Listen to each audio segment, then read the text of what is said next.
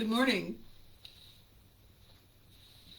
It says live video is starting, and here we are. How's it going? I'm just going to do this thing, this thing that we do where we click on the other screen and activate it so that I can see you. All right. Are we there? Okay, I think we're there. Yes, it looks like it.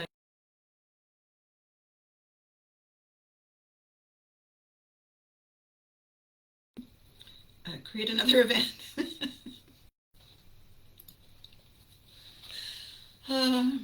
Too far back, too low, too high. Create another event. Why don't you just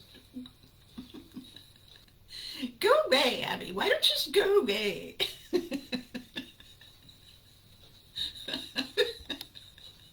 My social media platform is channeling my former nemesis. Or my former nemesis is channeling my social media platform. However that works. Hello everybody, welcome back. Today is the 52nd video. We're in Area 52. Ooh, uncharted territory. So I had this very, very funny, interesting, unexpectedly eye-opening, I don't know why it was unexpected. Anyway, eye-opening conversation yesterday. And it accomplished a lot of things. It was a trigger for past moments of shock and awe. It was also, however, a really important trigger for what I want to do, what we, I think, want to do next, now that we are able to make decisions based on certain changes, certain freedoms that we have. We're not as caught up in the throes of a pandemic as we were. We may still have issues, but we seem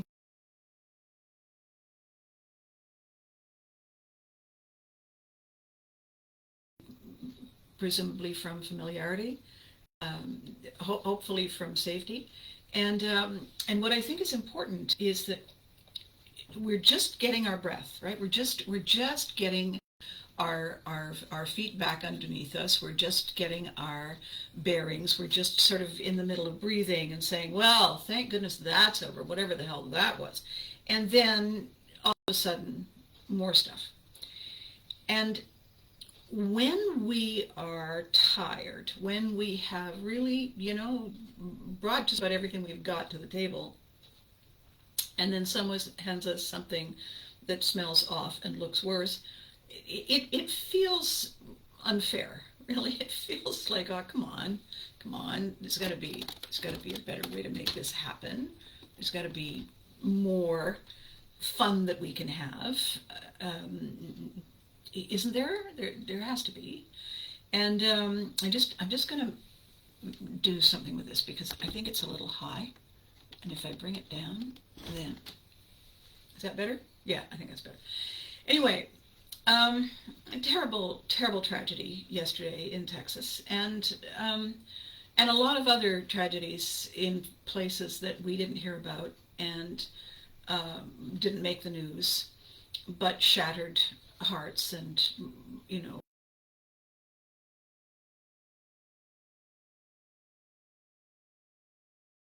doing what they can, right? And one thing that I discovered that we do, and we don't mean to do it, but it's, it's just kind of, when you're in the middle of rowing, you really don't have time to stop and think about the good things in life if you're being chased by a sea monster. There's that old saying, when all you have is a hammer, everything looks like a nail. And one of the things that I don't want to do for us, for me, for Story Me TV, is I don't want to get bogged down in things that are unrelentingly one thing or another. I love the idea of the element of surprise. I love the idea of making people laugh, making them smile, making them say, oh my God, have you seen that? Have you seen that show? You have to see that show. I know that there are great shows that are heart-wrenching, and I know that there are great romance shows that are just magical. And that's lovely, except that I live in the real world, and I know that in my most magical moments, I have then immediately stepped one foot into a puddle of mud, and so now I'm still lovely from the ankles up. But I am aware that one foot is just not good. So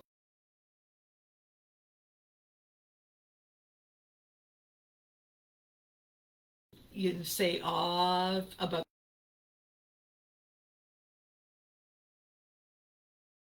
explosively when these dear sweet innately human broken people do something hysterically funny, because it's so cathartic, it's so good for us, it's so healthy. Do we feel guilty for laughing? Yes.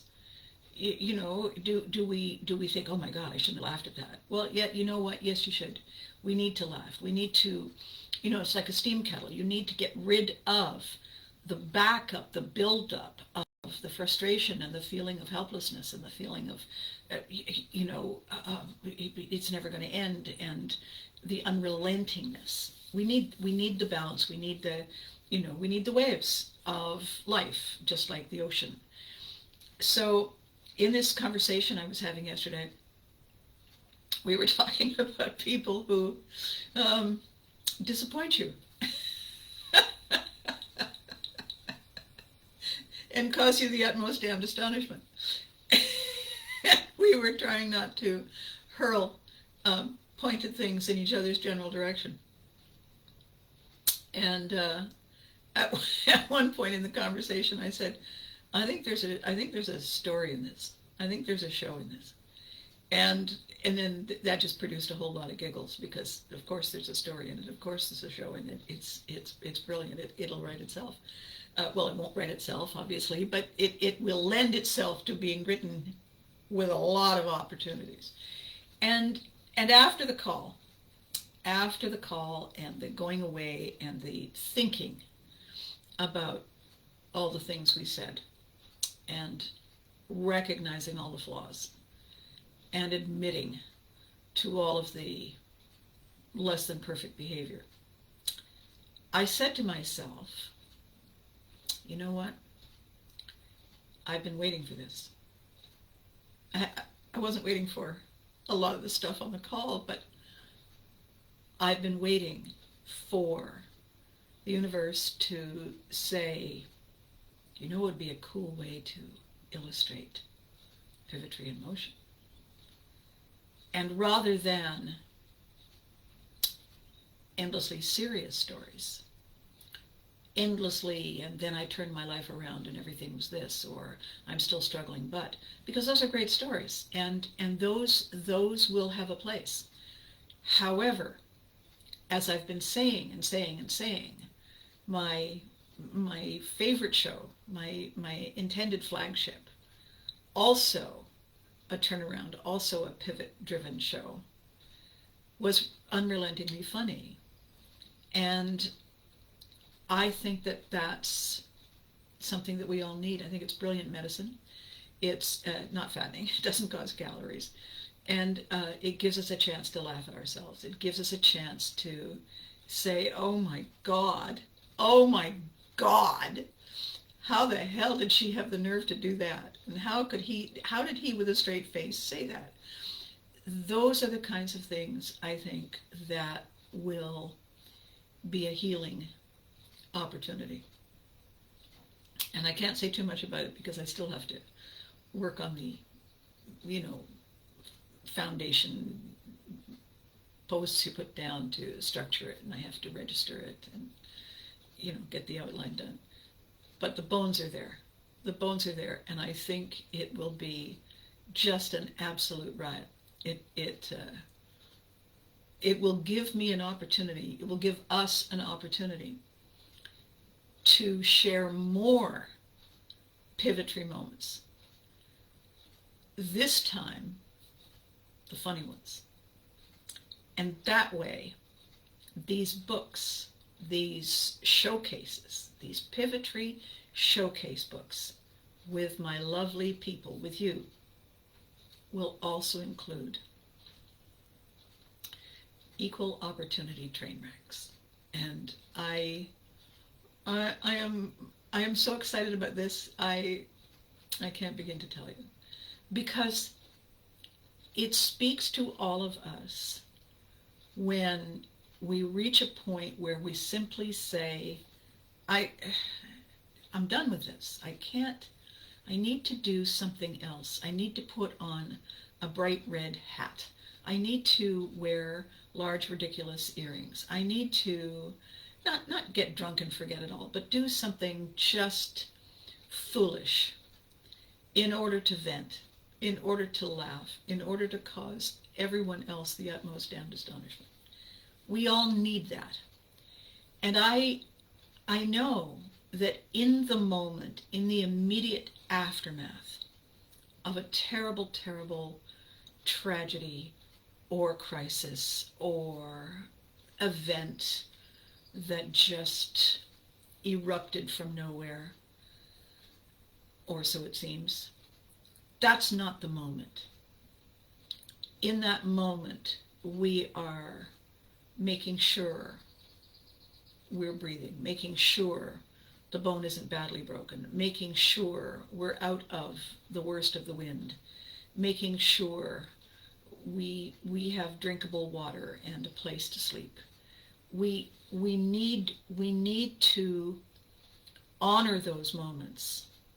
The fact is, though, and I know there will be not a single person on this planet who will argue with me, that we handle the really bad stuff when we are in a good place emotionally, when we are in a good place physically and mentally, when we are in a good place energy-wise, when we've had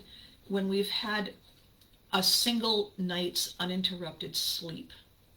If a bad thing happens the next day, we have more resources to lean in with. We do. This is you go away to heal and then you come back. And I know that if we stick with the thing we know, and we update it and upgrade it and reset it and reimagine it, we are working from a place of great strength. We don't have to completely reinvent our wheel. I know that a lot of people have commented and reached out to me and said, I really like it best when you tell the funny stories. And I say, me too. I love the funny stories. The funny stories are the best. Usually they feature me, and that's quite all right. The reason I love them is because it allows everyone to see what human looks like.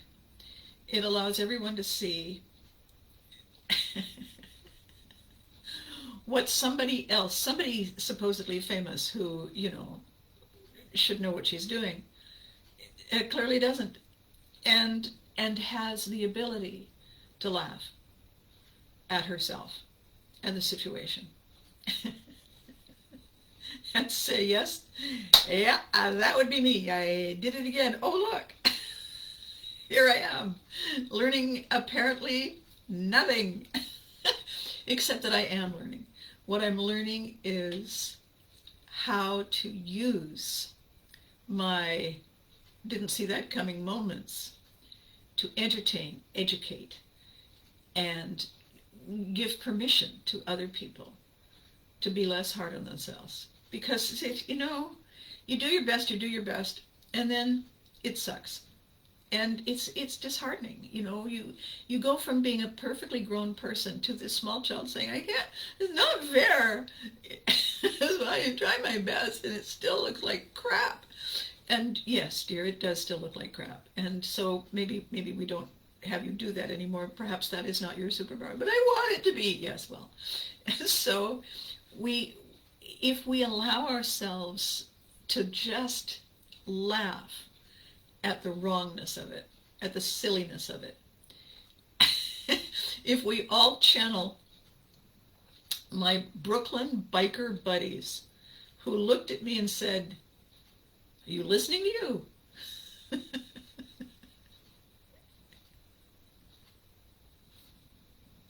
What is with her? If we, yeah, shows that we're all human together. Yes.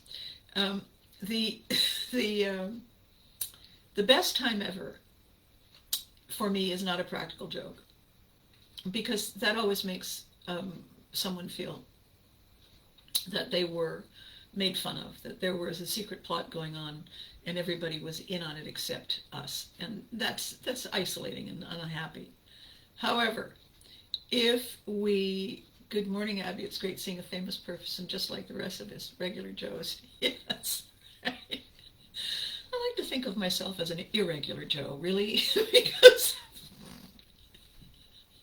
because if this was regular, then we would all be in serious trouble, and I would all vote that we move or change our names and wear disguises.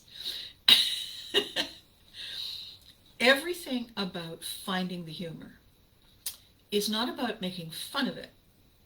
It's about giving us permission to be flawed. Everything, everything about some of the most interesting things that people ever said to me happened in bars. Not necessarily when I was at the bar as a barfly, but when I was working at the bar. Because people feel that when they come into a bar and they pay for a drink, it's kind of like their admission ticket, you know?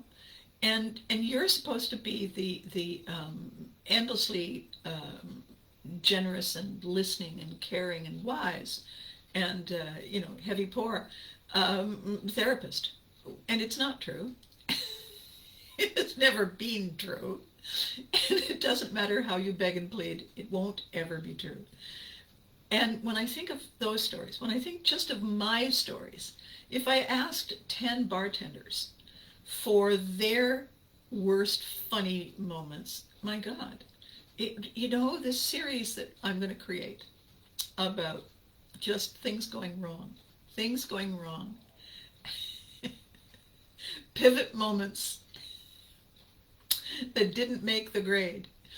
I think we have an opportunity here to not make fun of pivotry, to not make fun of our superpower.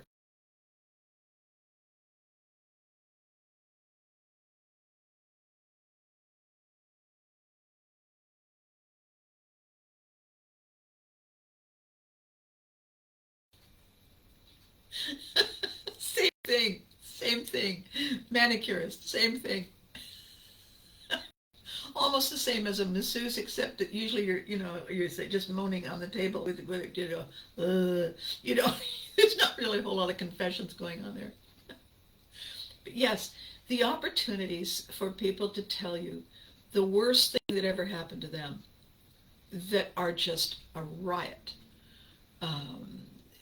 I think is unlimited. And I think more than the first round of people I've asked saying, tell me a pivot moment in your life. Tell me a failed pivot moment in your life.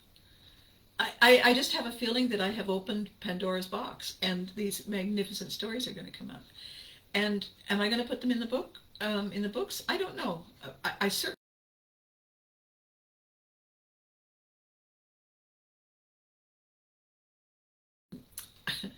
the most wasted of all days is one without laughter. Do you know, Charles? I don't think I've ever gone a day without laughter. I think that my self-defense mechanism is finding that moment. And you need to take those 5 steps back to be objective enough to laugh. It took me a longer time, for instance, though, to take enough of the 5 steps in sequences back from that moment when I walked out of a department store with the entire back of my skirt in my pantyhose for all the world to see, and I'm fine with it now. I can almost tell without that thing happening in my voice. um, so yeah, uh, can I use those? Yes. Are they mine to own? Yes. So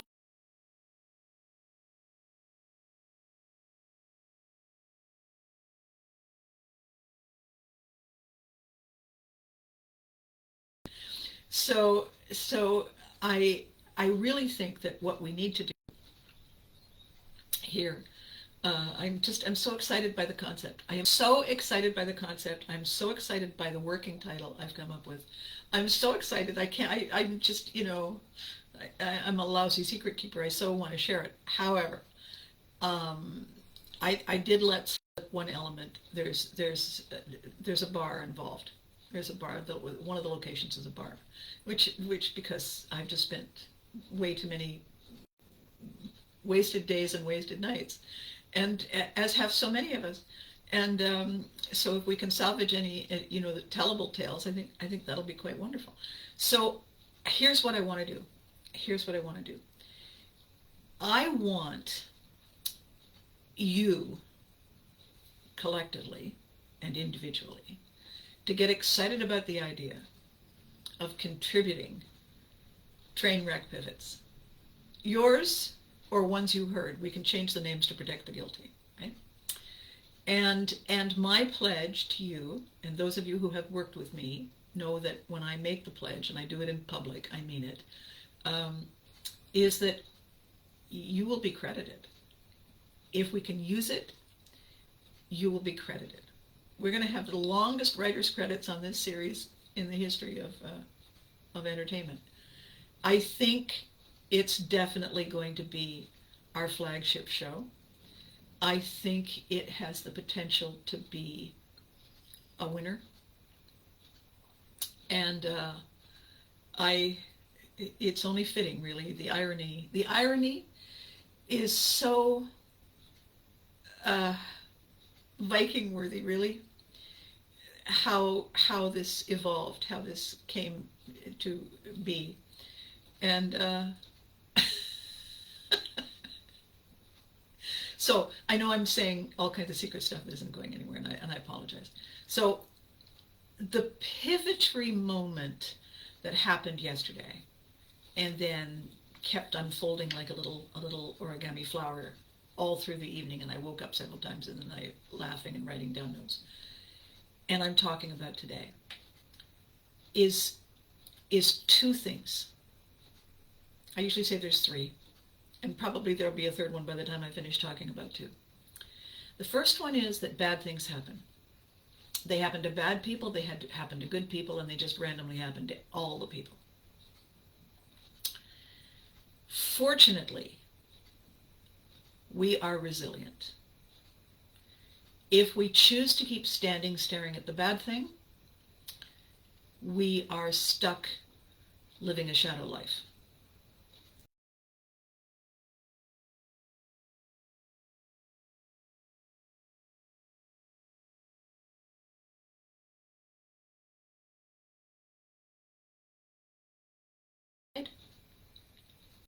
And make a personal pledge to see what I can do, what we can do about doing it better next time. Good. Now, having done that, we need to give ourselves a reward. And the reward is to remember who we are. And who we are is human. And humor is part of that dynamic, part of that recipe. Humor and human and humorous all come from the same word. And we can be in a bad humor, we can be in a good humor, we can be in an iffy humor. We need to learn that we can pivot away from tragedy, use the lesson, use the horror, use the shock, use the devastation as a flag of some kind. Not a red flag necessarily, but a green flag. A green flag that says, okay, now go. and do better. Do different. Change the game. Pivot, pivot, pivot, pivot. Find the other best you and take the new path. We all have that ability. I've been talking about this since the concept of telling the motivators to say, pivot, do more, fit in, and telling them to stick it in their ear. Pivotry is how we not only survive, but thrive. It is how we juggle all our many tribes. It is how we juggle all our many obligations and our joys and our loves and our delights. How we prioritize. Pivotry is our gift. How we use it to talk and create a buzz and build a following is to make it exciting, to make it new, to make it fun, to make it challenging, to make it interesting. That's also our superpower. We can do that. So, if you have ever watched me do anything silly on television, or in person really, or here, you know the direction this will go. If you have ever listened to me at any length, and you've realized that I take considerable care and pride in putting my thoughts together and my ideas together, because you deserve my best, then you know that I'm going to bring all of that to the table when I create this crazy show. It is just such a cool idea.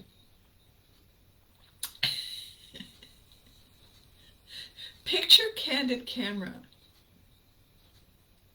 but not following people around. It's just in a place and people come. Only it's not that.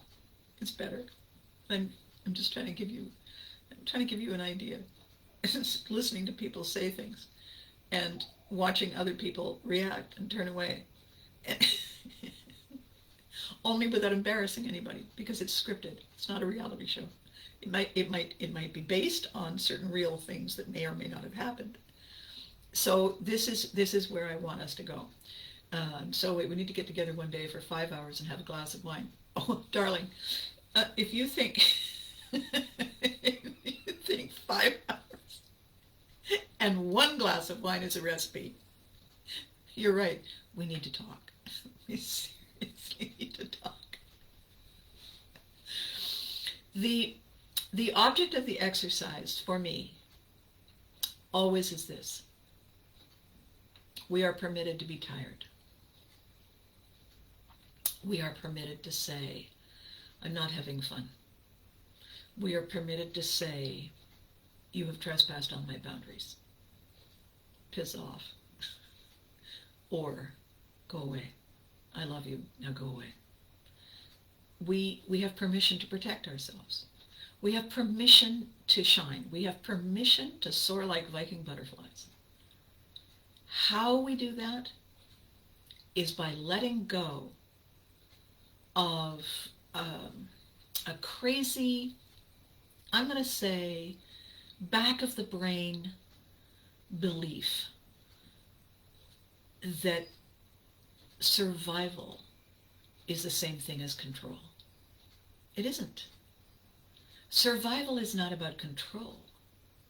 Survival is about leaning in and leaning out and waiting for the moment and taking it. It's about a dance that we do with each other and with the world around us. It's not about standing there yelling into the wind, you're not the boss of me. That's never worked. Not even when you were 3. So I have a couple of funny stories today. And one of them I'm going to see if I'm ready to tell it. I'll get there. It'll be the second story. So the first story, the first irony, well, that didn't go well.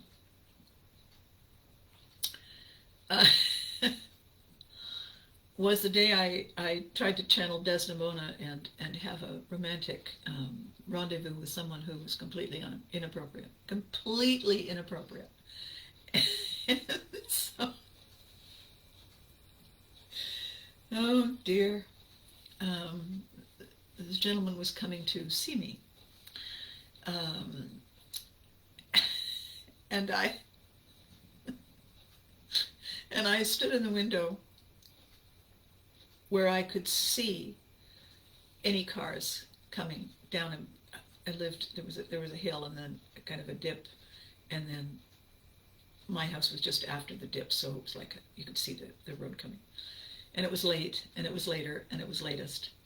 And I said to myself, you know what I should do? Because of course he's forgotten where my house is, right? I should light a candle and put it in the window. It's so embarrassing. It's so embarrassing. I would never be allowed to write these deathless romances because nobody would get past page 3. Anyway, so I went and got this candle and I lit it and I put it in the window, and it was, I thought, you know what I should, the lilacs outside smell beautiful. Maybe I'll just open the window. So I opened the window just a crack, and and the wind came in and flicked the candle, and it ignited part of one of the little white filmy curtains behind which I was standing trying to look ethereal. And when I saw it, I picked up a book and I smashed it, and the curtain rod came down and the candle fell over, and fire went out, and I was standing there in this barren window with the shreds of my beautiful curtains and my dignity and my Heathcliffian moment pretty much in tatters. And I thought, and I looked out the window, and I saw the headlights coming, and I thought, he's here, I can't believe I'm talking out loud, and I'm so, it doesn't matter that I've ruined the curtains, and it doesn't matter this, and it doesn't matter that, and it doesn't matter the other thing, and I'm watching the lights coming. Yes, they're coming down the hill, they're coming, they're stopping, they're turning into a driveway. I know whose driveway it is, anyway, they're turning into the driveway. I'm thinking, well, he can't be lost. How could he be lost? I'm right here, without the curtains in the way. It's blatantly obvious it's me. Hello, and I'm waving. I'm calling his name because, of course, he can hear me half a mile away. I'm calling his name, and then the car backed up. And I thought, oh, you see, he turned into the wrong drive. He'll be here any minute. And then the car performed the remaining 2 legs of a 3-point turn and drove away.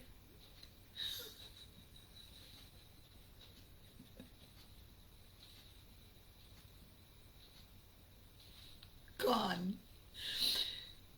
And I stood there and I was devastated. I was absolutely devastated. And I called my girlfriend and I said, she said, why are you calling me? What's wrong? What's happened? Is he there? And I said, no, he was almost here. And then he turned around and left. And she said, when? And I said, right after I lit a candle in the window and the curtains caught fire. And there's silence on the phone. And she burst out laughing. It howled in my ear. It almost broke my eardrum. Howled in my ear. And I know her well and I love her dearly. I pictured her bent at the waist laughing, because that would be what she would have been doing in that moment. And I said, it's not funny. I've ruined my curtains. And she said, no, but think of it this way. You're going to write it and put it in a show, and it'll be hysterical. The audience will wet its pants. And I did, actually. I did. Yeah, never trust a writer. I got even. I didn't mention his name. It was so cathartic to stand there and do that on stage and have everybody laugh their ass off. It was so, it was such a healing, it was a healing moment every night. And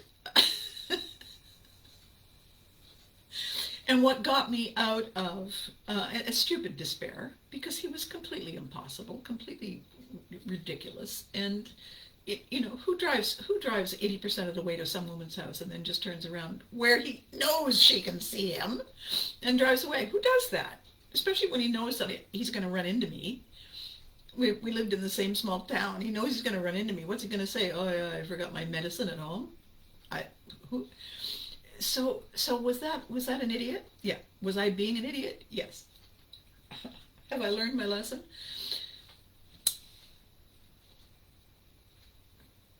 I'm gonna go with no. I'm gonna go no. Because I unrelentingly optimistic that you know what? I say, you know what? It'll be fine this time. Do you know why? Why? Well, because and then, sensible voice me says, because they can be trusted to do the same damn fool thing again? Yes, but this time I'll write it down. Yes, okay. So it's still going to happen to you. You're still going to feel like an idiot. Yes, but it's for the greater good. And then that voice is going to say, are you listening to you?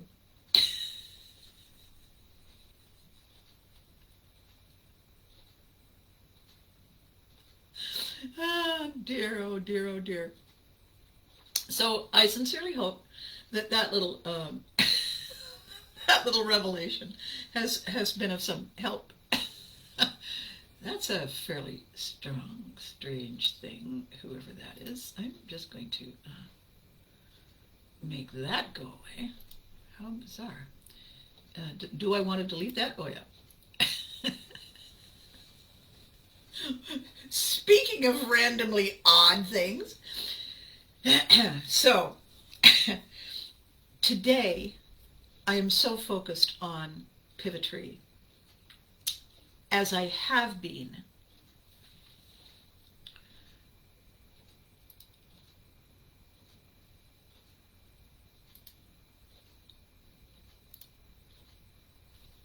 sorry, I am so focused on our pivotry strategy, as I have been since we first thought of it, since we first started collaborating on it. And what happened yesterday, which was a gift beyond every proportion I can think of, was the recognition that the way we tell it, the way we share it, the way we own it, the way we honor our gift is to give ourselves permission to smile. When it doesn't go well, smile and laugh and say, oh my God, and remember the time I, or you, or we need to do that. We need to build our tribe based on enjoying the living daylights out of each other.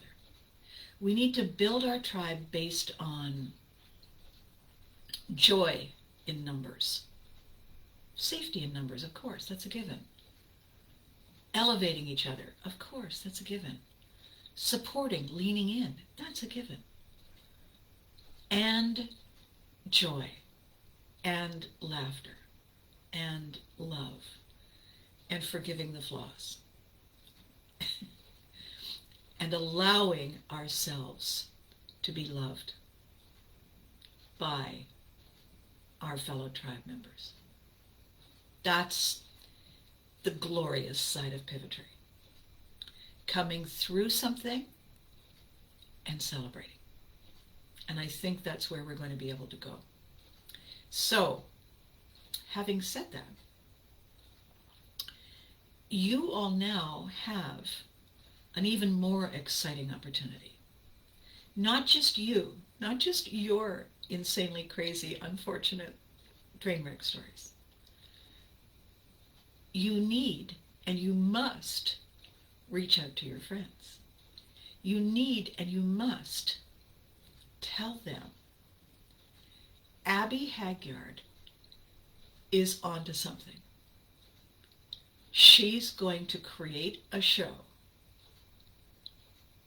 that is crazier and sillier and more honest and forgiving and joyful than anything we've seen in a very long time. It's not going to be goofy stupid. It's going to be real.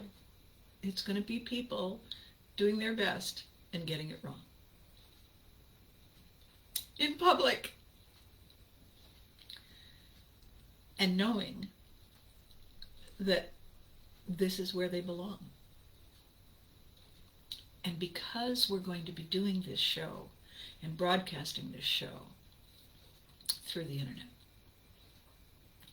that's how big our tribe is. There are no limits to this. So, the pivotary moment that saved your life, that changed your life, that brought you love, that helped you learn, that's giving you the power to last,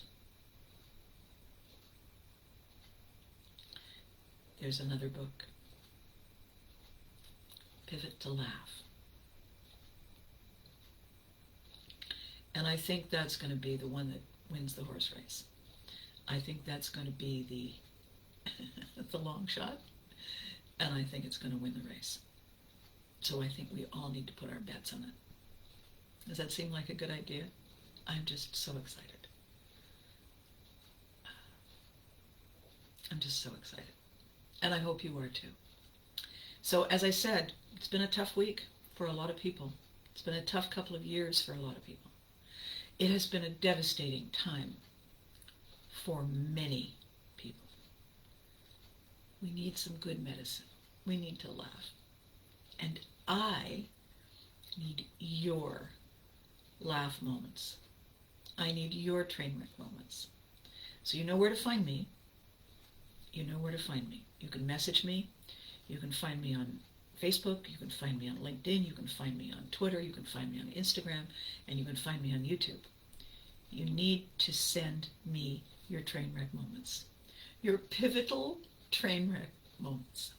So that I can weave them into our amazing show. Is that a deal? I hope so. It also means that when you like and share and you mention it to your friends, you say, this is the video you need to watch. Abby just celebrated 50 shows. Tuesday was Area 51. We're on a new path. It's a complementary path. This is the beginning. Area 52 is the beginning. And you were here when it happened. Is that amazing or what? Okay. I'm a little earlier than normal today. That's because I'm so excited and I can't wait to get to work. So, the weekend is upon us. There's a holiday on Monday in the U.S., and so I know everybody will be looking forward to a long weekend for one reason or another. And I hope you are safe. I hope you play safe and work safe and stay safe. And I hope you find reasons to take the deep breaths and the 5 steps sequences and find reasons to smile. And if you do, good for you. I hope you share it with everyone. So until I see you next week, you know the drill. No more of this living vicariously. No more of this hoping somebody else's life is something we can disappear into. Your life is going to be famous. How cool is that? All right. Be good to you. Hug your loved ones.